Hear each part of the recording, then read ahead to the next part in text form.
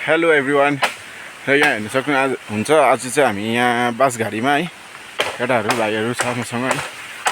हामी चाहिँ आज बाँस कटिङ हुँदैछ हाम्रो पूजाको लागि र हामी 4-5 जना भाइहरू आएर चाहिँ घरको आज छुट्टी भनेर आज सन्डेको दिन बाँसहरू कटिङ गर्दैछ हो। र बेलुकादेखि चाहिँ हामी पन्डाल बनाउनु सुरु पनि गर्ने, किनकि अब कति दिन पनि छैन है, पूजा आइसक्यो र छुट्टीहरू पनि मिल्दै छैन, छुट्टी छैन त्यस्तो।